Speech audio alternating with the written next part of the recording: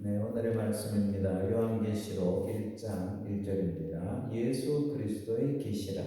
이는 하나님이 그에게 주사 반드시 속히 일어날 일들을 그 종들에게 보이시려고 그의 천사를 그 종 요한에게 보내어 알게 하신 것이라. 아멘. 사도 요한이 로마의 도미티안 박해가 있습니다. 주후 81년에서 96년 한 15년 동안 이 도미티안 황제가 기독교를 핍박하기 시작하는데요. 도미티안이 죽기 1년 전에, 그러니까 한 95년 되겠죠. 이때에 도미티안이 하나님의 사람 사도 요한을 밤모섬으로 유배를 보냅니다.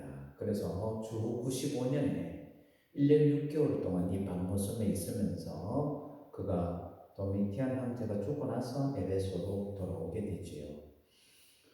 사실 사도 바울과 요한의 공통점이랄까요? 사도 요한은 밤모섬에 유배되었지만 하나님의 사람 바울은 로마로 감옥으로 가게 되는 것을 보게 됩니다.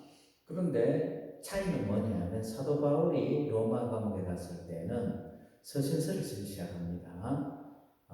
에베소서, 골로새서, 또 빌립보서 이렇게 해서 옥중 서신이라고 해서 서신을 쓰게 되는데요. 이 서신의 내용을 보면 말씀의 현장성이 살아 있습니다. 교회가 마주하는 현실 앞에서 그리스도인들이 과연 어떻게 살아야 되는가? 에베소 3장에 보면요. 그리스도의 일로 갇힌 나 바울 계시를 통해서 모든 성도 중에 지극히 작은 자인 나 바울, 이 바울에게 은혜를 주신 것은 청량할 수 없는 풍성함이라고 말합니다. 빌립보서는요, 기쁨의 이야기로 가득 차 있습니다. 주 안에서 기뻐하라. 그리고 골로새서로 넘어가면요, 성도들에게 흔들리지 말아라, 위의 것을 찾아라, 이렇게 이야기를 합니다. 다시 말하면 사도 바울은 성도들이 이 세상에서 어떻게 살아가야 되는가에 대한 이야기를 서신을 통해서 에베소 교회로, 빌립보 교회로, 골로새 교회로 편지로 보내주고 있다고 보시면 되겠습니다. 갇혀 있었지만 그들은 닫혀 있지 않습니다. 갇혀 있지만 오히려 말씀의 계시를 쫓아서 서신을 전하고 사도 요한은 모든 일이 스탑됩니다. 에베소의 모든 사역이 중단된 이 밤모섬 아주 작은 섬입니다. 지금도 3,000명밖에 살지 않아요. 유배지로 유명한 곳입니다. 이 밤모섬에서 하나님의 사람 사도 요한은 계시를 받게 됩니다. 어떻게 보면은 현장의 문이 닫히는 거죠. 이 현장의 문이 닫혔을 때 주님은 이 사도 요한에게 하늘의 문을 여시는 것을 보게 됩니다. 그래서 사도 요한은 이 밤모습에서 하늘의 계시를 받게 되는 그런 놀라운 은혜를 잊게 되는 것을 보게 됩니다. 여러분, 계시라고 하는 것은요, 하나님이 주시는 겁니다. 그렇죠? 하나님이 주시는 것. 다시 말하면 밤모섬에서의 사도 요한은 말씀을 받는 것에 충실합니다. 어떻게 보면 영적인 수도원이다라고 이렇게 볼 수가 있습니다.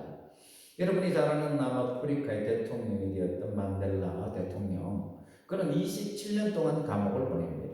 그리고 나와서 여러분이 잘 아시는 대로 노벨 평화상을 받고 또 대통령이 되고 그러면서 23년의 인생을 이어져 가는데요. 그는 27년의 인생을 죽은 인생이라고 말하지 않아요. 그는 27년의 이 세월을 그렇게 이야기합니다. 나는 감옥에 가지 않았다면 인생의 가장 어려운 과제, 즉 자신을 변화시키는 일을 달성하지 못했을 것이다. 다시 말하면 27년의 세월을 통한 자기를 어떻게 됐다고요? 변화시키는 계기가 되었다라는 겁니다.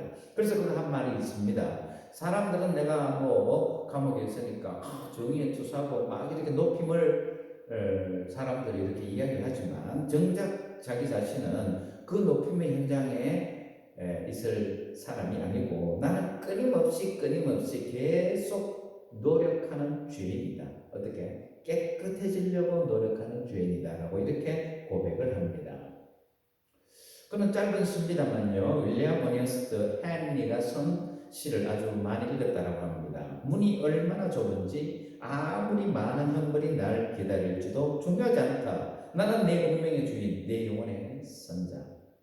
결국은 자기 인생의 운명의 주인은 자기 자신이고 영혼의 선장은 자기라는 거죠.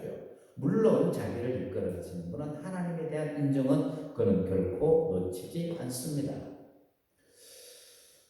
그래서 결국 이러한 상황을 보면서 우리가 다시 한번 느끼게 되는 것은요, 단절은 어두움이 아니라 새로운 빛을 만나는 기회였다라는 것을 다시 한번 생각하게 됩니다. 무언가 새로운 것, 성숙한 것을 만들어내는 기회, 이것이 바로 사도 요한에게는 바로 밤모섬이었던 나이 90세, 참 인생의 종점에 이르는 그 시점이었지만 그는 가장 환한 하나님의 말씀의 계시를 밝게, 그리고 가장 온전하게 하나님의 계시를 잊게 되는 것을 보게 됩니다. 여러분, 코로나 상황도 우리 자신들을 돌아보는 성찰의 시간이 되고 성숙의 시간으로 삼았으면 좋겠습니다. 이 코로나 속에 갇히면 불안, 답답함, 짜증, 스트레스가 막 밀려옵니다. 그러나 조금만 물러서서 신앙적으로 접근해 나가면 내 입술의 모든 말, 나의 마음의 묵상이 어떻게 주님 앞에 연락될 것인가를 묵상하는 절제의 미, 그리고 깊이의 미를 만들어내는 기회가 될 것이다 라고 이렇게 생각이 됩니다. 그래서 코로나 속에 절대로 갇히면 안 돼요. 그 속에서 새로운 빛을 마주하게 되는 우리 귀한 성도들이 되었으면 좋겠습니다. 저는 개인적으로 이 코로나 시기를 겪으면서요, 두려움보다는 오히려 용기, 그리고 답답함보다는 영적으로 내 자신을 환기시키는 기회가 되고, 불안보다는 오히려 감사를 생각하게 됩니다. 예배드리는 게 얼마나 감사한가를 다시 한번 느끼게 되는 그런 과정 중에 있습니다. 사랑하는 성도 여러분, 이 시기에 우리가 단절, 갇힘, 코로나 이 모든 상황에 절대로 붙들지 말고 내 영의 날개는 하나님과 더 크게 날개짓하면서 우리의 생각과 마음을 주님께로 더 발전시켜 나가는 썩속한 시간으로 만들어가는 저와 여러분이 되시길 바랍니다.